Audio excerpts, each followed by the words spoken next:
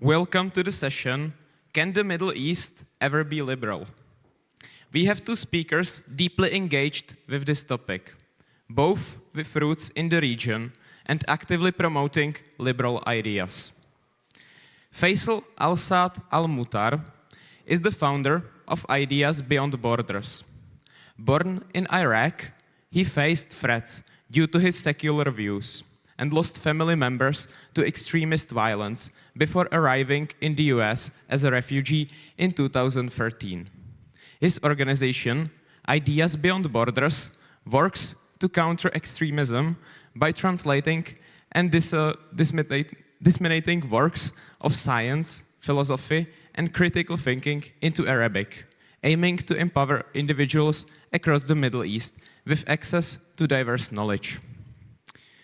Amjad Aun is a policy fellow and a PhD candidate in economics at Ilmenau University of Technology in Germany, focusing on economic policy, institutional economics, and innovation economics.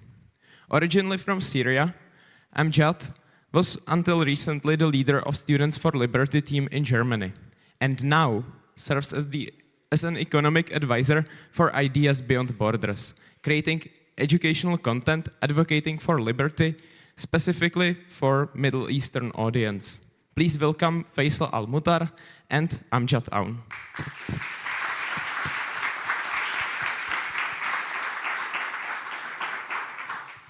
Good afternoon, everyone. Do you guys hear me well? I see a lot of familiar and unfamiliar faces. Thank you so much for attending an event about the Middle East in such a beautiful day. So I hope we're not going to depress you. But I'm glad the weather is good, so in that way, if you feel sad, you can have some beers and enjoy the weather. So I'm the founder of Ideas Beyond Borders. Give you kind of a brief about that and the history of how we started. Growing up in Iraq, I grew up primarily first, I would say, under the first regime of Saddam Hussein, where Iraq was kind of 1984. So pretty much everything, all sources of information was controlled by one state actor, which is the government. And we had two media channels. One is controlled by Saddam Hussein himself, and the other one is controlled by his son, which is the Ba'ath Party, which was also, we're going to talk about that in the Ba'ath Party of Syria. So these are the party that controlled both Iraq and Syria.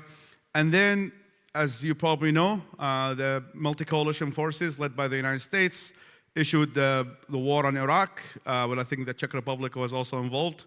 And the idea was to remove Saddam Hussein and replace it with a liberal democracy. Well, the longest story short, that didn't work out. So, and growing up with that, so Iraq, I would say, moved from what I call 1984 to Brave New World. So we transformed from one source of information to multiple sources of information, mostly funded by sectarian and regional actors, whether it's Iran or other players, that really kind of sectarianized and balkanized the entire country. So you can go from one neighborhood to another, and there is no agreement whatsoever on the truth. So we moved from one single version of the truth pushed to us by the government to chaotic, pretty much post-state actor, leading to a civil war that killed up to date more than 100,000 people, to say the least. Nobody knows actually how many people died in that civil war. It could be 1 million, it could be 100,000, really nobody knows. So in that kind of context, me and actually many of my colleagues at the time were trying to grapple with these really kind of tough ideas. And one of the first conclusions that actually led to the creation of Ideas Beyond Borders is that you cannot bomb democracy into countries. If there's one thing that really have failed within the Middle East context in particular, is that just because you topple that dictatorship and you remove that dictatorship doesn't mean what's going to happen afterwards is a flourishing of liberal context or liberal ideas.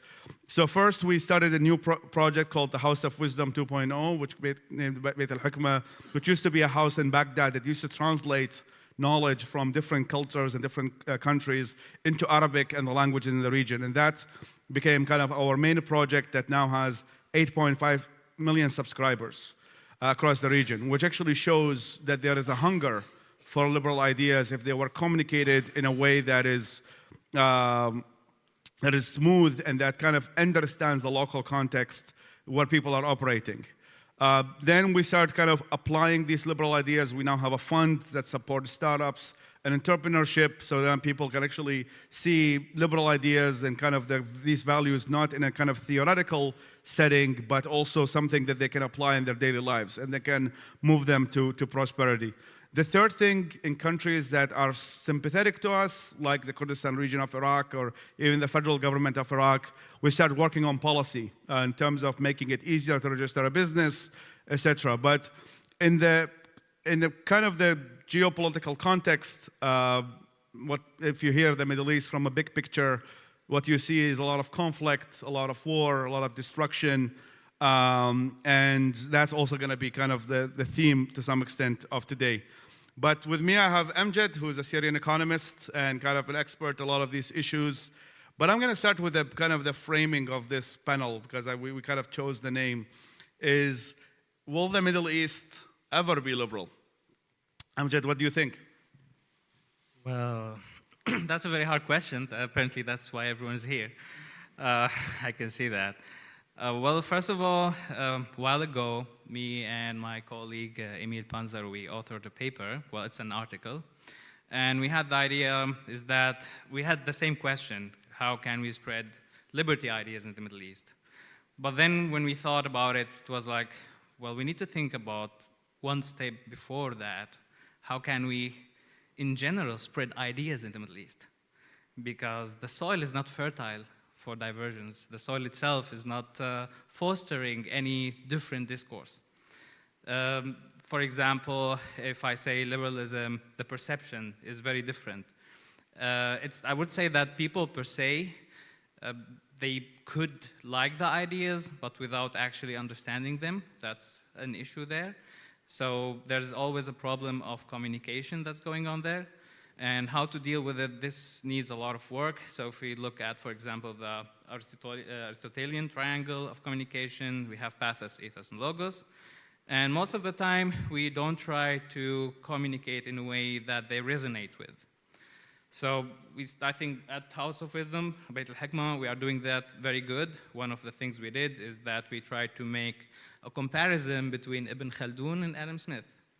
Ibn Khaldun had an idea, which is division of labor, but it was not as developed as Adam Smith, because Adam Smith goes further saying, okay, how does it function? What is the process? Learning curves, specializing in a task, economies of scale. So he develops it.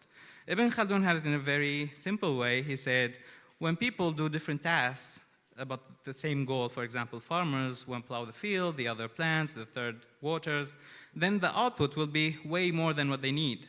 But if one person tries to do everything, then the output will be not enough, even for that person.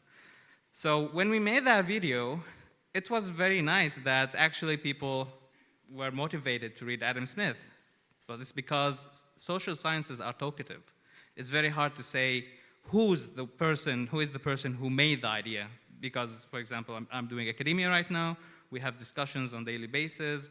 I have an idea, my professor says something, I'm at a conference, someone else says something, it develops, and then one person articulates the idea. So basically when we say Adam Smith said this, it means he articulated it. For example, spontaneous order of Hayek, many people wrote about it, but he's the one who articulated it, who developed the whole argument very well. So I would say, also building on Timur Kuran's, this is one of my favorite economists, the paper we authored, me and Emil, it was that we need to think how could we let ideas grow in the first place? How could people be encouraged to discuss things, to remove taboos? And the idea was that, well, we have preferences. We have expressive preference, or expressive utility, and then we have total utility made of three. And then the idea came to us, we should actually empower, for example, minorities or people who are already outsiders but within. So not outsiders from without, who are extremely different, but outsiders within who share the culture, who know the status quo, who know everything, but they have different ideas. Their ideas might not be liberal per se, but encouraging them to speak about it, it will change the distribution of the total utility, which would lead people to actually say their true preferences, and then we could kickstart the liberal discourse. Yeah, I mean, to add to that, I mean, I spent actually most of December in the United Arab Emirates. I was in both Dubai and Abu Dhabi. Now, I mean, I encourage everybody actually to go. It's pretty safe. But one of the things that I found very interesting was they built what is called the Abrahamic City. So now if you go to Abu Dhabi, they built a church and a synagogue and a mosque just next to each other, and which people can actually visit the three holiest religions inside Arab Emirates, which was at the time very revolutionary, in which you can have these three things. I know we have a similar model in Jerusalem, but Jerusalem has a lot of surveillance cameras and it's a very militarized area. But if you go to Abu Dhabi, you actually you feel that's possible. And to add to that is that what I've also seen, I mean, one of the interesting things about, in addition to the theoretical examples of economic freedom, is that the Gulf states within the Middle East, the Middle East is divided to a lot of different regions. There is the Levant, and which is kind of the Mediterranean area, and there is the Gulf states, which is the Persian Gulf places.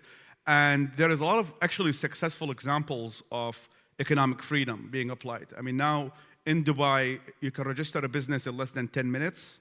They have 0% income tax, and that's the reason why a lot of Europeans actually now live in Dubai and live in these areas. The same can be applied right now in Saudi Arabia. There is actually a lot of vision. Many of these stuff are government-led, which is Vision 2030, in which they want to move towards privatization. So I think that I would say the positive example is we're seeing right now is that some countries in the region are applying a lot of the economic theories. But some criticism of that is that this is not, despite what Milton Friedman talked about, is that economic freedom leads to political freedom or leads to social freedom. What I have seen, at least within the region, is that when people reach a certain level of financial not freedom, but financial ability, is that the GDP per capita in the UAE is pretty high. Qatar is now the richest country in the world, so GDP per capita in the world is Qatar. But when people reach that level of wealth, they actually don't want to sacrifice it. And they don't want, because for them, the concept of democracy and all of that stuff equals instability, equals chaos. Syria right now went through a transition. I think some people would not call it democratic transition because there were tanks and it's definitely not the usual, it's not the Czech Republic style democratic transition. But how do you see Syria? Do you see there's any potential for or any form of political freedom in Syria and other places? So I would say what we had before in Syria triggered, let's say, path dependence. So I would say having Assad in power means by default there's no hope. Now there is hope. Not the greatest, not the biggest, but there is hope because there is a change. Statistically speaking, unfortunately, countries that transition to democracies through revolutions are the few. Most of transitions toward democracy happen after negotiations between the government and the opposition. You can check that fact. So usually, the perfect scenario would be to have George Washington. I don't see the guy as George Washington, to be honest, sorry. Who would just win the revolution and then give some committee to rule for 5 years to get the structure of the formal institutions going on, and then just come and run for presidency, and who wins, wins. It's democracy now. That's not the case probably there. But we can see that in Syria right now, there is some sort of destitute and depletion in resources because it's been 14 years war. There are a lot of, let's say, troubles going on. There are de facto powers on ground. So I would say this could have potential that people are tired and bored, that they would push to find a solution, either decentralized government. And he did talk about that, right? I mean, he did say that he wants to empower the private sector and kind of... Yes, which is a very good thing. The discourse is not the worst. The actions seem very volatile until now. We have seen some massacres going on. We have seen some issues. The peace or the stability is very fragile. It could explode at any moment. We are not sure of anything. But I would say if you have watched yesterday, I think it's yesterday or the day before, there was the meeting at the Security Council, and the whole world, for once, which is very good, because for once you see multiple powers at the Security Council saying that we need the resolution 2254. We need the participation of all Syrian people to build this new Syria. And I think this is a very good thing, because for the first time in the Syrian war, we have the international community unified on one discourse. So I hope this could be good. I know, you and I have some maybe disagreement on this, but like there's a lot of challenges and opportunities in the Middle East, but one of the challenges a lot of people fly around is that many of the countries in the Middle East are fake. Is that they're fake in a sense that they were built post-World War I order. The Ottoman Empire was in charge of most of the region. The British and the French came in. This is Syria, this is Iraq, this is Lebanon. We saw that this actually got fractured. Our organization is called Ideas Beyond Borders, but ISIS also claimed that they are beyond borders, and that the British, so we have a competitor, which is ISIS, which is not the easiest to fight, but is that they claim that, okay, many of these borders are fake, and I think one of their statements was, we want to kind of destroy the borders of the colonial forces, which is now, and when America came into Iraq in 2003, one of the ideas that was floated by Joe Biden at the time as a senator was Iraq need to be divided to 3 states. One is for the Shias, one is for the Sunnis, and one is for the Kurds. And I think there was an element of creating like a semi-autonomous Christian zone and et cetera within that context. There's another argument now being created is like, okay, should we redefine the borders of the Middle East in which we actually create new states that, because one of the reasons why, one of the arguments I think Bernard Lewis, who was a kind of professor at Princeton at the time, said is that the reason why dictatorships rise in most of the countries in the region is that because diversity is a curse. Like having somebody who can represent the entire different religious sections and different ethnic groups is almost impossible. So you need a very strong man who can be able to kind of control everything. And that's what led to the rise of Saddam Hussein and the rise of Assad. I'm actually on the fence. Like I don't necessarily adhere to the concept of that one strong state is necessary, but you have a lot of thoughts on that. Is that, do you see the future of the Middle East being more decentralized with small states instead of having these massive states that cannot really controlled? Nobody has figured out how to control Iraq or Syria or all these places. So from an economic perspective, it is always to have a decentralized structure because governance becomes easier, more effective. We have seen, for example, in Syria, it was centralized government. The government was so strong, but we have seen critical discrepancies in development between, for example, if you look at cities like Aleppo and Damascus, very developed, well established, and then if you go to other places like Deir ez-Zor, Raqqa, you see that they are very much underdeveloped. Although, which is the funny part is that Deir ez-Zor and Raqqa, they have most of the oil fields, so they are the actual rich places, but they didn't get many. The issue I see in Syria at least, is that if you want to have a decentralization based on ethnicity or religion, that could be a little bit problematic because there's no region that is 100% pure of that ethnicity. You will always have individuals from different ethnicities. Then what will happen, in my opinion, not true, but my opinion, I think this will lead to the majorities always oppressing the minorities, and they will push them out, and then you will end up with this two or small states nearing each other but hating each other, and then the violence will not stop. But at the end, economically speaking, if you look at Syria, this economically is not viable. I'm with federalism, I do support it, but based on political perspective, not ethnicity or religion. So if you look at the Western Syria, the coastal line, it's majority Alawites, but you have, for example, Christians, you have Sunnis, you have Ismailis, you have different minorities living there. Each individual should have, of course, the right. There should be the rule of law. Their properties should be always protected. So it becomes a political region and not, let's say, Alawite region, Sunni region, Christian region. In that perspective, yeah, I'm with decentralization, but if it's based on like, this is for Christians, this is for Muslims, this is for something, I see it not viable to a certain extent, but I don't know. That's my opinion, at least. Do you see, actually, I mean, I received that question before, and I also don't have an answer to it, is that, we're in a European country, so probably I might be corrected here, is that one of the reasons why Enlightenment values or liberal ideas spread within Europe was a lot of it to do with civil wars that existed within Europe between the Protestants and the Catholics and people burning each other alive because of different religions. I don't know if that's the accurate theory of how Enlightenment came to be. We are having the same thing in the Middle East right now.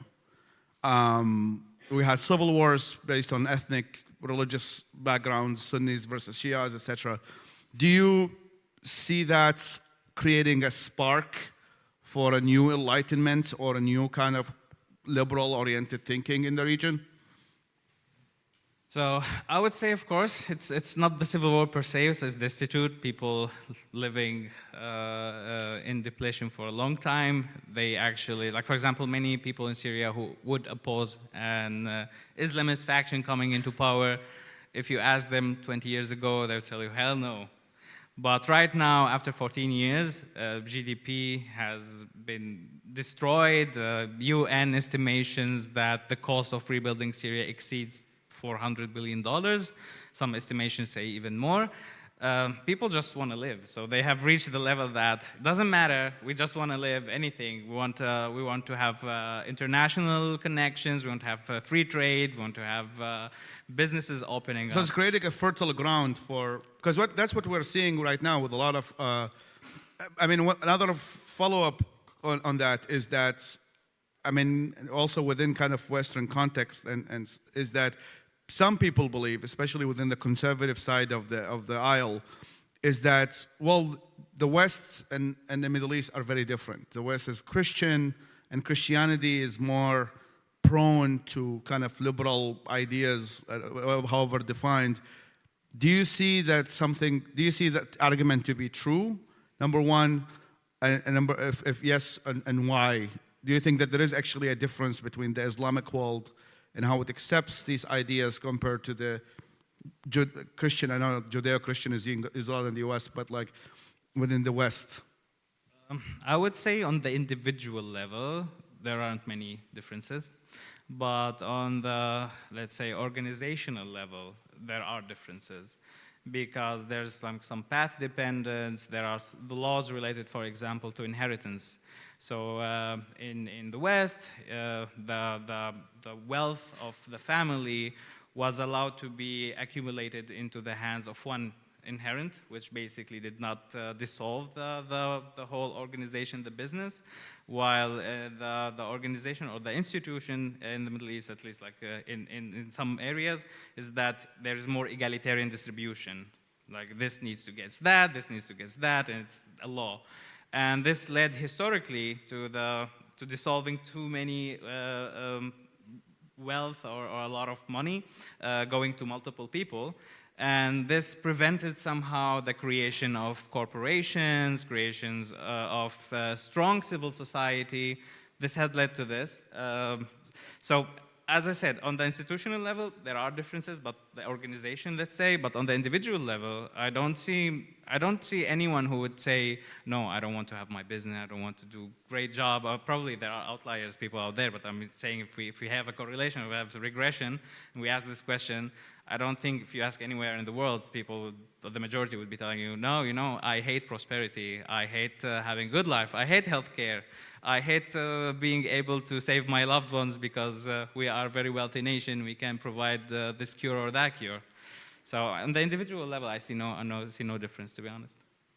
How about on, you said like kind of the word liberalism has kind of a bad connotation in the region. I think, not to make a joke of it, but like the first time I heard the word liberalism was from a religious scholar, and he was saying that liberalism is going to lead all your kids to be trans and your women to be prostitutes. So do you see kind of the social elements of liberalism, which I challenge. I mean, even, I live in the United States, and the United States, if you go to Alabama, they're not fans of liberalism either. So it's not just necessarily a Middle Eastern issue, but do you see kind of the economic freedom, I think 1,000,000% agree, and we can already see success story of Dubai and success story of the Gulf states in which they have a very strong private sector. They allow to register businesses very easily. How about the other elements of liberalism when it comes to kind of what I think the West considers democratization, civil society, the role of that? Do you see that have the same potential of flourishing as the economic side? Because I know you started a new project in Syria, but are you focusing on these other issues, or are you starting with the economic side only? Right now we're focusing on the economic side because other issues are luxurious when people cannot find food. That was our main goal. But when it comes to liberalism, I would say even if you read for Hayek, or if you read the history of Western philosophy, so the idea of individualism was not actually popular. So many historians or philosophers looked at individualism as, or at least like Auguste Comte says, it's the perennial Western malady, the revolt of the individual against the species. So they looked at it like it's destroying the society, it's turning people into being selfish, they want to kill each other, they don't care about each other. And Hayek says, well, it's actually counterintuitive when we look at liberty, because it's very hard to convince people that, when you let the other people do what they like, it's going to be good for you too. You're going to invent stuff, they're going to innovate stuff, they're going to find cool things for you too. It's counterintuitive. So Hayek says that what happened after those ideas have been developed in the intellectual sphere, it was a long time for the spread of these ideas into the public. So the public took the ideas and started experimenting with them to see, do they actually work? Are we actually going to be better off? And it turned out that they were. In the Middle East, this has never happened yet. We are trying to. IBB is one of the very scarce voices who are trying to do this. It didn't happen yet on a big scale. I think when it happens on a big scale, that when people actually understand this counter-intuition, then they will be the ones actually calling for politicians like, no, you know what? You're not going to be there forever. No, it's going to be 2 terms, 4 years each, that's it. Hopefully we could reach that time, but we need to do a lot of work. Yeah, I mean, in Iraq, actually, my country director is here. One of the reasons there was a rise of even secular-oriented political parties, which we have right now, and some of them win parts of the parliament, is that they came a post-Civil War, is that we don't want theocracy because it's good for me not to have theocracy because I am from a different sector, I'm from a different religion. And when they saw kind of the effect of collectivist or totalitarian form of religious theocracy, they became more cautious of this. I don't know how much time we actually have for Q&A, but huh? Oh, we have 17 minutes, so we have only 2 minutes left before the Q&A, right? Or we have 17 minutes until the Q&A? 17 minutes in total. In total, okay. So do you have questions for me? Yes, actually, I do have one question for you. Yesterday, we were walking in Prague, and I was with Faisal and some other friends who meet as well, and they were telling me about the free radio or Radio Free Europe. Oh, yeah. Yeah, I'm interested if you could elaborate a little bit to join the story to share the story with everyone here. Sure, so I'm sure everybody here is familiar with Radio Free Europe. So that is one of the programs. It started post-Cold War by the U.S. Agency for Global Media in the U.S. And the idea was to kind of spread, using government money or taxpayer money to spread the values of freedom into the Iron Curtain. And America built something similar for the region, which is called the U.S. Agency for Global Media Middle East Broadcasting Network. I don't know if you have heard the news, but there was something showed up called Doge. And these agencies got doged, which is either a combination of complete dissolvement or kind of cutting of the entire staff. And I mean, Ideas Beyond Borders to some extent is a replacement to that because we're a private organization that aims to do that without utilizing government sources. But I think that to some extent the backfire that happened as a result of that, of the cutting, and I know we're in a libertarian audience, so they might be all for 100% for Doge. But one of the negative implications, I will say, of how the whole thing was handled, of how Radio Free Europe is number one, Elon Musk tweeting that every US agency, global media, was a criminal, was definitely not a good idea. Because I don't see authoritarian states like Russia, like China, calling their employees criminals in front of the whole world. And I think what it also signaled, and I know it's a cut of a government program, what it also signaled is that the United States, which claimed to be the leader of the free world, is signaling that we don't care about these values. So I think while it's definitely an opportunity for us as an organization to replace a corrupt, I mean, many of these institutions are corrupt. Many of the US money that went into these institutions, like Radio Free Europe, even though there's a lot of studies that show that Radio Free Europe, and I'm sure many of the audience here are much familiar, were actually kind of successful in supporting some of the freedom initiatives across Europe. But in the Middle East, the stories of corruption are very high.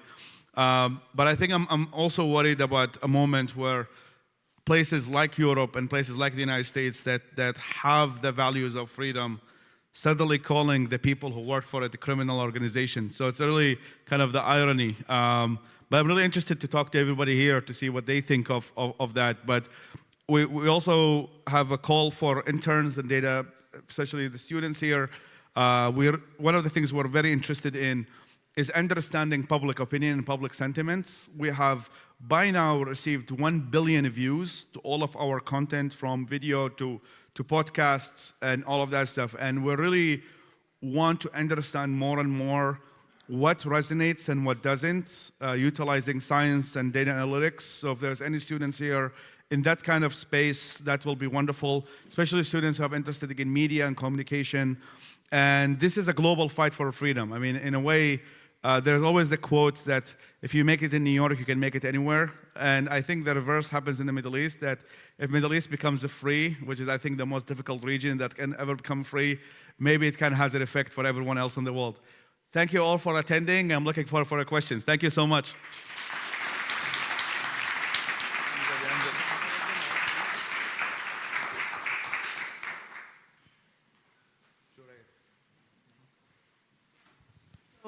First of all, thank you a lot for your discussion. It was really interesting.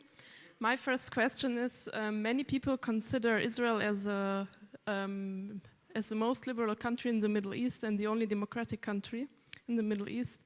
And my question is, how would you rate Israel under liberal values? What are your thoughts on Israel? And my second question is, can you be a strong Muslim who follows all ideas of mainstream Islam and be at the same time classical liberal, especially concerning the topics women's rights, rights of homosexuals, and freedom of speech? Split that, or? Well, I mean, in terms of kind of rating of liberalism, and one of the things that we follow in the organization is a Freedom House. And Freedom House does a lot of amazing research on the rise of freedom and decline of freedom around the world. I think, if I'm not mistaken, Israel moved from free to partially free, which is somewhere in between closed society and open society. So it's somewhere in between, and that, I think, part of it because Sheldon Adelson from the United States bought a lot of the Israeli media, which made Israel media to be more biased towards one view or the other. By comparison, yes, it has more freedom in some political sides compared to the rest of the region. That being said, I mean, one of the things that I'm witnessing a lot within the region, if I'm not mistaken, the UAE right now allows unmarried couples to be in apartments and hotels and things like that. So there is a lot of movements towards social freedoms within the Gulf states. Tunisia, to some extent, also has a high rate of social freedom.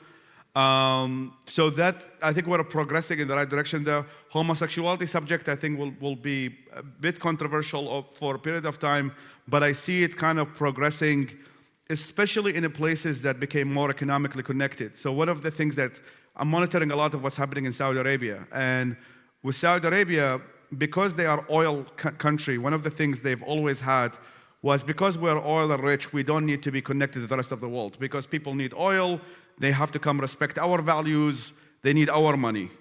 MBS showed up, who was Mohammed bin Salman, and he had the vision in 2030, which is we have to move away from oil. And by moving away from oil, we need to have foreign investors, we need to have people around the world coming in. What did that result to? More openness towards women's rights. Now, within the past 2 years, I believe, women are allowed to drive. All the religious police was all dismantled. I think there is definitely a connection between not necessarily just economic freedom, but the whole concept of globalization is that when the markets become globalized in a certain Middle Eastern country, then women investors that are going to come, women workers that are going to come. You cannot put all the restrictions that used to be in the past. So I think socially the Middle East, at least in countries who are getting globalization, and possibly Syria as a result of the conflict, they might become more open. In terms of the kind of the compatibility of the theological concept, which is the Islamic faith or the Islamic religion, and that, as I mentioned, I mean, all of these countries are Muslim majority countries, and they are moving in that direction. And I think that there is a very vibrant debate within Islamic theology. At least, I mean, within the Sunni tradition, you have the Hanafis and the Shafi'i and Hanbali and all of that stuff. And that over decades have led to the rise of one faction over the other. During the Cold War, the kind of the Hanbali or the Salafi jihadist tribe was common. They have controlled parts of Iraq and Syria under the rule of ISIS. That failed, obviously, so a lot of people have resentment towards that. However, the more, because I don't look to use the word moderate and extreme, because that's a very bad way of looking at the religion through that lens. Because the people who are moderate don't call themselves moderate; they call themselves religious. So I think it's very important not to go through that rabbit hole of moderate versus extreme.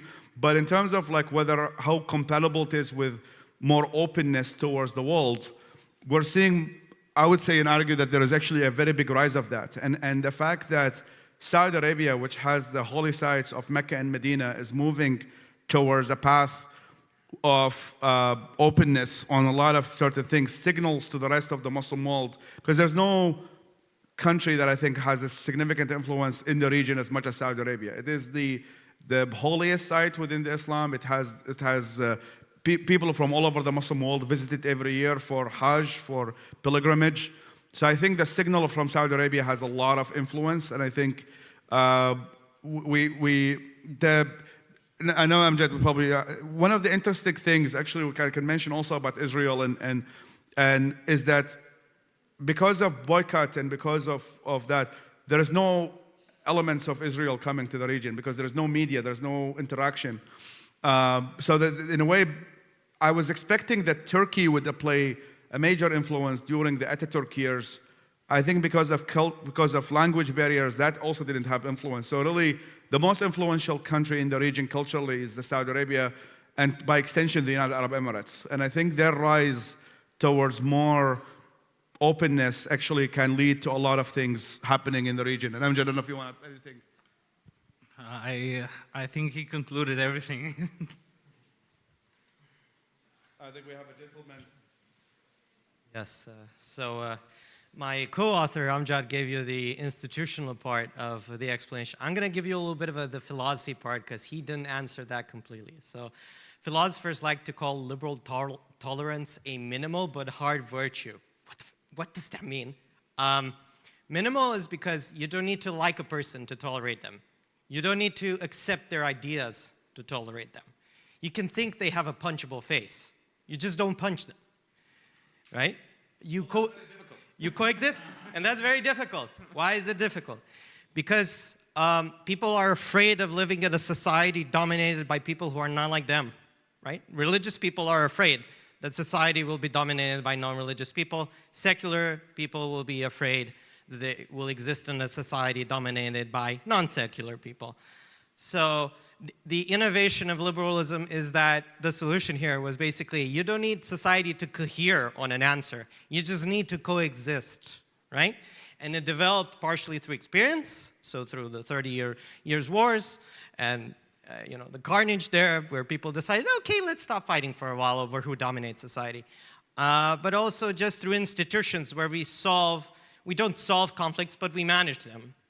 We turn them into debates instead of straightforward fights. And those sorts of institutions were really lacking, or were actually prevented from being developed in the Middle East on purpose, through cooptation and through different mechanisms that Amjad proposed. So really, we need to develop a sort of institutional understanding of tolerance there, but also an opinion-based understanding of tolerance, that it doesn't involve you giving up your religion to live in a different society, or giving up your secularism. It simply involves living together. Thank you. There you go.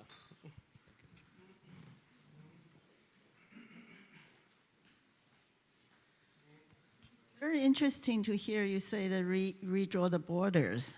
I've never heard about that, but then make me think, if redraw the borders is by force, like India and Pakistan, is a disaster. But on the other hand, some other spontaneous order redraw the border, like Czechoslovakia, or the Balkans, former Yugoslavia, and also Singapore and Malaysia. It's a good thing, but on the other hand, Ukraine and Georgia, because the border drawed and one side wasn't happy about it, then they come backfire. So I don't know. What do you see the future of if it really happens? Mean in Syria per se, or You said the whole Middle East. the whole Middle East? Yeah, he was. It was Faisal's idea. Yeah, I mean, I won't call myself a proponent of the idea, but it definitely has been floating around even within the.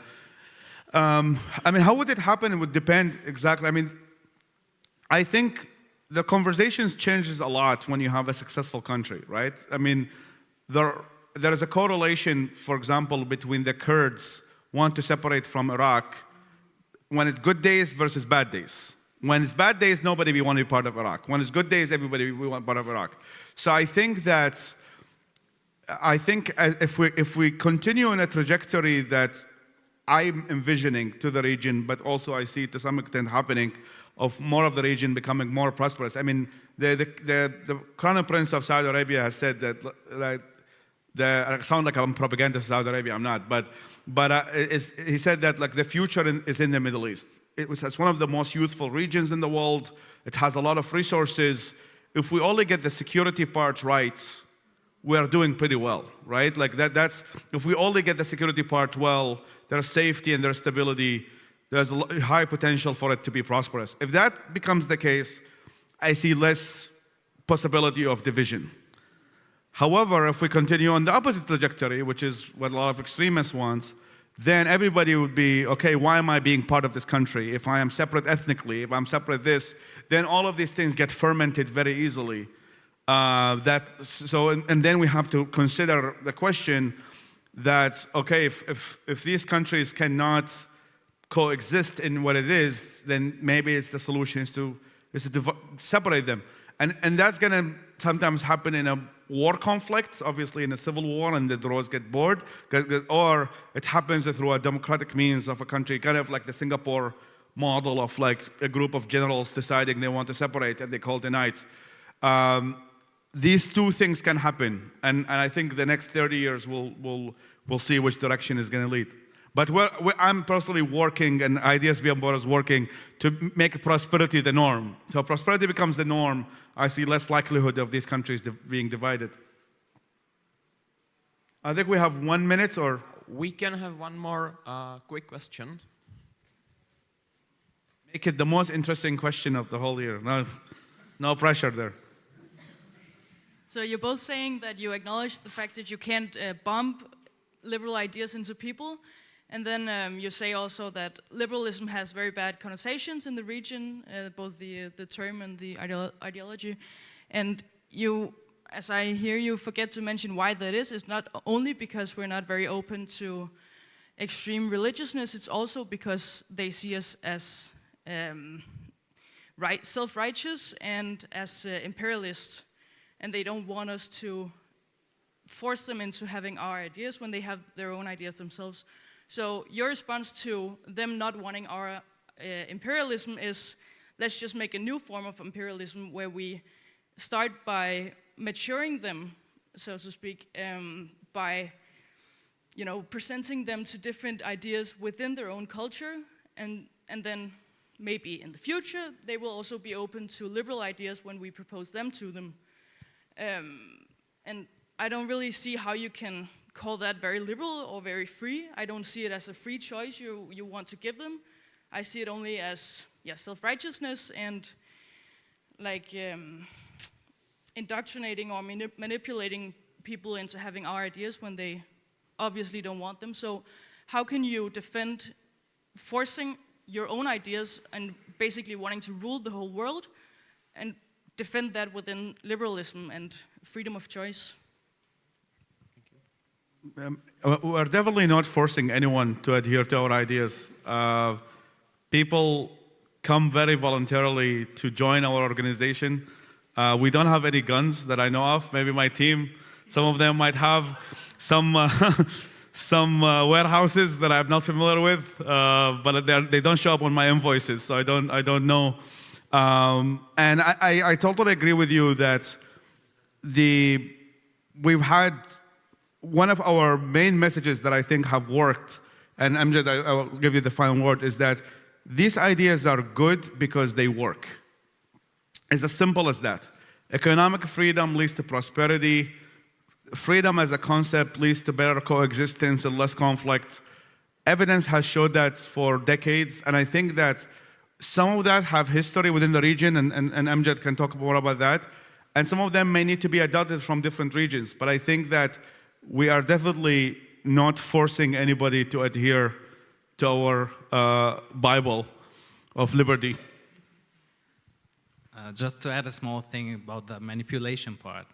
So we're dealing with human beings. So historically, even when we look at consumers in Europe, there are two schools of thought. One of them would be looking at consumers are gullible, they cannot make their own decisions, or they are private entities and they have the right to basically manage their own lives. We can derive two different policies out of each school. If we look at consumers as dumb, basically, then we get a paternalistic state. And then who says that what the state policy is the correct thing? So that's, I would say, there's a big paradox here, because it's very hard to define what is manipulation, what is not. The only thing is that we should make sure that when people are adopting these ideas, they are doing it voluntarily. No one is holding a gun at their head, no one is threatening them, they have the alternative, but still they decided to adopt these ideas because they want the outcomes. What we're doing is that I wouldn't say manipulating, I would say clarifying, because I would say the others, like the empirics prove that with freedom of free markets, you get more prosperity, you create more wealth. If there is distribution issue, you can have policies about that. But empirically speaking, by statistics, nothing creates more wealth than using the local knowledge the best way. What is the coordination system, the coordinating system that gives us the best, most efficient way to allocate resources? It's markets. There are two other forms you can choose, models. One is basically anything goes, so everyone produces, and then people hold guns, kill each other to consume more, to steal others. And then, unfortunately, the people who are weak, who cannot defend themselves, they will lose the incentive to produce.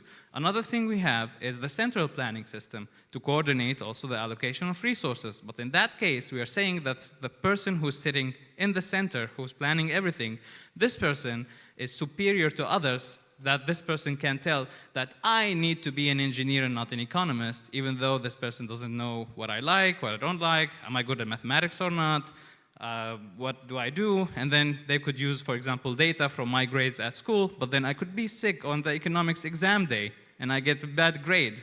But that's local knowledge, and there are millions of people. Is this person going to know the story, the life story of each individual? I guess not. So we go to the third model we have to allocate resources, which is markets. Is it 100% perfect? Unfortunately, in real life, we have nothing that is 100% perfect. Otherwise, we wouldn't have economics. We wouldn't try to study these things, because we would say resources are not scarce, they are unlimited. Then why do we care? We wouldn't care. So that's what we're trying to do. We clarify this idea. At the end of the day, if they decide, oh, we don't want markets, we want to kill each other, then I'm sorry, I'm not part of this, but I cannot force you. It's your job to decide. My job is just to show you the consequences of each model. So time is up. Thank you for your attention.